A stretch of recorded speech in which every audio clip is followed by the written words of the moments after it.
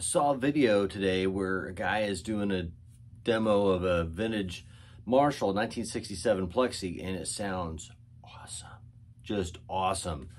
And his playing is spot on. He's just playing parts of different things and messing around. It all sounds great. Not like a full song or full segments or anything, but you could tell each song, you could recognize where he's playing, you know, AC/DC and what AC/DC song or what part of each AC/DC song it is, and some Paul Kossoff, and it's really cool, and it sounds really, really good. You can tell this guy's really, really honed his craft. And it's about 15-20 minutes long. The video is where they bring it in, they're talking about the amp, how the guy got the amp, and he has his friend come in to demo it, and it's just great, and tons of respect. I was like, that guy is really, really good. And he gets down near the end, and he plays the solo for Stairway to Heaven, and the notes are all there, but the feel's not there. It's like he's just rushing through the notes, and I'm going, wow, because everything else, all the other lead parts and rhythm parts, the riffing he did, I mean, you could feel it, you know, you could know, man, that's like, he's like personifying those guitar players when he's playing, and it sounds really great.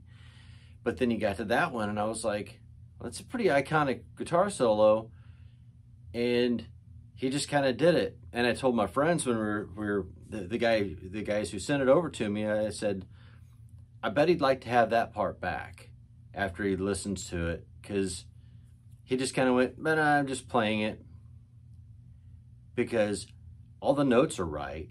Sounds like all the notes are right, but the feel's not there. And it's just kind of like, yeah, I know all the notes, and this is what the song's like.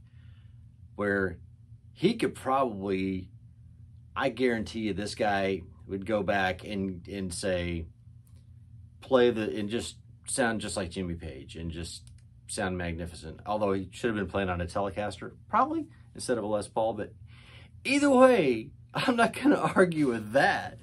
I'm just saying that I remember, and I've seen this numerous times throughout my life, but when I was young, wanting to learn something, and a guy'd say, I'd go, hey, I'd like to learn this riff, and they'd go, oh yeah, it's like da-da-da-da-da, and they just kind of go through. It's like, okay, I see the things you're doing on your guitar, but the feel's not there. The notes sound like, but I'm not really putting it together that's that song or that lead or whatever. You're just showing, yeah, I know the parts, but do you really know it? You're not proving it, but they probably do, but they're just showing that I know the notes and I can do it, but without really showing you that they can really play it, you know? And it always bothered me, and I never wanted to be that guy. And then, last week I'm giving a guitar lesson, and we're talking through a bunch of things, and I don't remember exactly which song it was, but the student said, yeah, this, and I did that exact thing. Instead of playing it the way I know how to play it, I just went, it's like that, you know? Those are the notes. Well, you could get that from tab and maybe seeing something, but you're not seeing, oh, these are the notes, the guy playing it on the fretboard and it sounding like what you hear on the record. And anyway, I caught myself and I was like, man, why'd you do that? I didn't go back and do it right. I didn't play it for him right. I just went on and we continued our conversation and finished the lesson.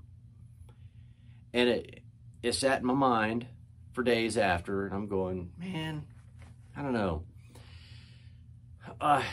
Just don't do it again. Don't do it again. And then I saw somebody else. And then what the icing on the cake, not the icing on the cake, what pushed me over the edge is that I saw that video this morning, and that guy who is obviously a smoking guitar player, just really, really good, did that exact thing with a super iconic song, you know? And it made me go, yeah, don't do that again. And I thought, well, you know, I should probably just talk about this and get this off my chest that I did it And we shouldn't do that. As, you know, guitar players who've been around, you know how to play the riff or the lead or whatever it is. Just don't be like that. So this is talking to me. So this is me talking to me in the future. Whenever I find myself doing it again, I'll go back to this video and watch it and go, dude, I told you not to do that. You know? So, oh, I'm breaking my no smile rule. Sorry, folks. No more smiling allowed in this video. Anyway, here's an example of what I'm talking about. So, the lead to Hotel California, just going through the motions, here are the notes, right? Just like...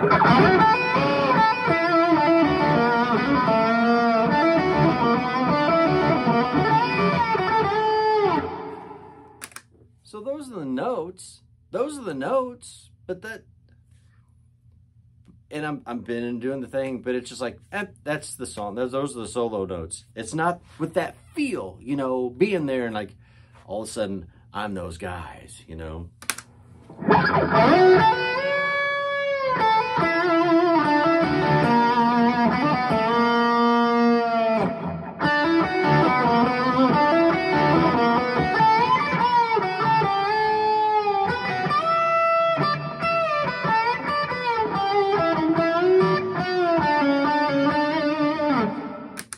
Try to get that feel. I'm trying to get that feel out of that solo.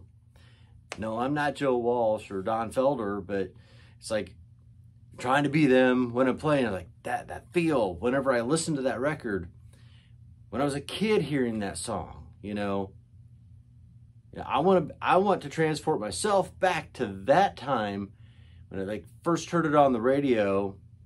That song, that feeling, that vibe, that whole thing, you're not going to get that from just kind of, you know, it's just not going to work. And as a teacher, I need to be better and show people this is how I think it should be done right. This is how I feel it from my musical soul. You know what I mean? So that's, you know, there are plenty of other examples, but I mean, I can't do it the way he did it, but he went, it should be like, and I've never learned the solo all the way through, but it was just,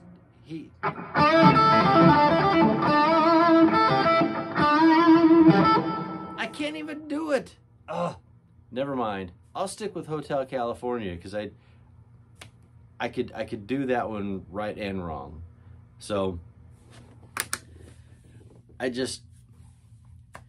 you know how to play it the way you know it. Don't rush through it. Give the song its due and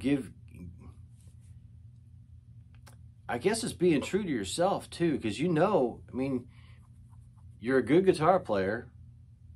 You play it the way you know it should be played. The way people expect to hear it to be played. Not just rushing through it and going, yep, well, those are the notes. I know the notes and that's no big deal. It's like, no, it's important. The way the notes are played, the timing of what the notes are it's important. It's important. It's the same thing as when people were mad at me. Let's see if this tone's right. When people were mad, and still are, at me for playing Enter Sandman down here, the same notes. I mean, the notes, the feel, same.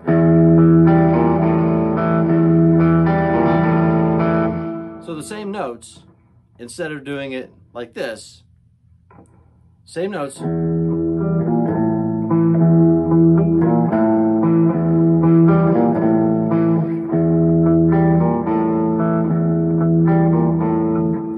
They're mad because they saw it done wrong. If you blindfolded them, they're probably not going to tell. But it's important to people.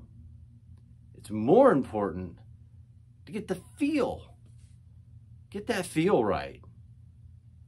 The timing and the feel, and be true to the song. So as much of a message to myself, to anybody else who is playing guitar for somebody and they're like, hey, I want to, do you know this song? And they're like, yeah, I know it. You know, yeah, I know that. It's like, no, give the, and Enter Sandman is not one of my favorite songs. It's far from it, but give the song its just due, right? What it deserves. You know, it deserves to be played right, you know. It's just like anything, like,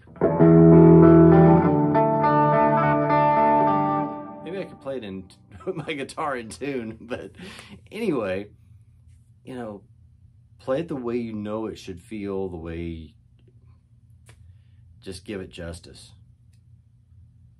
Justice. Maybe like,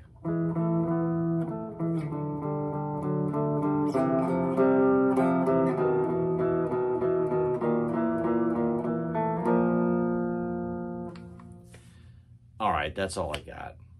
Sorry about the bad pun at the end there, but anyway, hope this made some sort of difference in your mind about music, and then it'll be, if I find myself doing the same thing in the future, I can come back to this video again and go, Lauren, dude, what are you thinking? Don't do that. Give the song the justice it deserves. Play it right. All right. So, have a good day.